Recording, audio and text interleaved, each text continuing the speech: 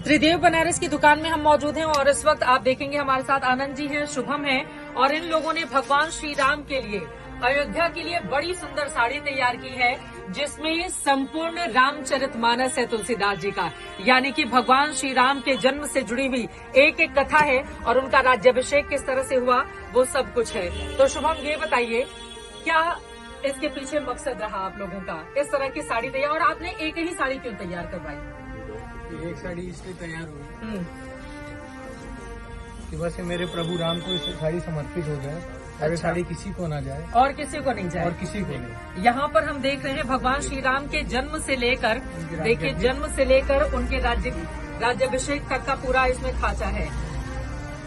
यहाँ पर भगवान श्री राम धनुष तोड़ रहे हैं शिव जी का, ठीक है। और थोड़ा सा आगे बढ़ेंगे, बताइए एक एक कहानी बताते जाइए क्या क्या है यहाँ पर। यहाँ पर केवट राज उनको नदी पार करवा रहे हैं, क्या बात है। कहाँ से बनवाई ये साड़ी, किस तरह से तैयार की?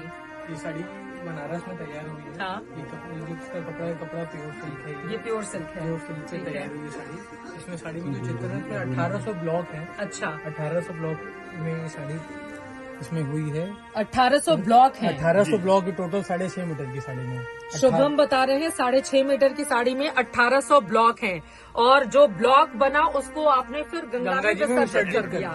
क्यों आनंद जी, क्यों किया ऐसा? कॉपी नहीं बन सके, ये खाली एक ही साड़ी बनी है प्रभु श्री राम के लिए, और अगर ब्लॉक रहेगा तो दूसरी साड़ी कॉपी हो जाएगी, इसलिए हमने पूरा का पूरा ब्लॉक को ही गंगा जी में विसर्जन कर दिया। ब्लॉक और उसके चित्र के लिए जो स्केच बना था सब कुछ आपने विसर्जन कर दिया। लोग आएंगे राम भक्त, वो तो कहेंगे हमें यही साड़ी चाहिए। ये साड़ी तो खाली एक ही है, वो प्रभु श्री राम के लिए, ये भक्तों के लिए नहीं है। तो जब डिमांड बढ़ जाएगी तो फिर क्या करेंगे आप? जब लोग देखेंगे कहेंगे हमें तो यही साड़ी चाहिए। ये साड़ी तो दीदी खाली एक ही बनी है और एक ही रहेगी, ये सिर्फ प्रभु राम के लिए। तो इसको लेकर आप लोग अयोध्या जाने वाले हैं और वहाँ पर श्री राम को आप इस साड़ी को समर्पित करने वाले हैं। यहाँ पर मैं देख रही हूँ, यहाँ पर राम जी हैं और रोती हुई एक स्त्री की तस्वीर। यहाँ पे मुझे लग रहा है ये सीता जी हैं। ये जा रहे हैं जो अच्छा, जो यहाँ पर उनको अग्नि में परीक्षा देनी पड़ी थी, ये सीता जी की परीक्षा हो रही है। यहाँ पर आप देख रहे हैं पुष्पक विमान है, ये पुष्पक विमान नीचे है। और थोड़ा सा आगे बढ़िए,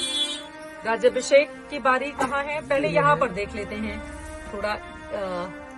ये लवकुश है, ये लवकुश है और लवकुश ने भगवान जी के घोड़े को रोका था, अश्वमेध यज्ञ जो चल रहा था, ठीक है। ये यहाँ पर तस्वीरें हैं और थोड़ा आगे बढ़ेंगे तो यहाँ पर उसके बाद यहाँ हनुमान जी हैं, आप देखिए भगवान श्री राम के परम भक्त। और यहाँ पर आप देखेंगे राम जी का पूरा दरबार सजा हुआ है।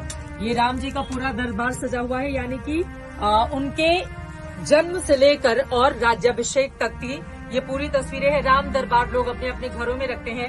हालांकि अयोध्या में श्री राम लला छोटू से 5 साल के विराजमान होने जाने हैं और उसके ऊपर वाला जो माला होगा, यानी कि प्रथम मंजिल, वहां पर भगवान श्री राम का राम दरबार होगा बिल्कुल इसी तरीके से। लेकिन प्राण प्रतिष्ठा 5 साल के राम क्यों होने वाली है और 5 साल के राम इस साड़ी के बिल्कुल शुरू में आपको दिखाई दे जाएंगे इन स्थानों में।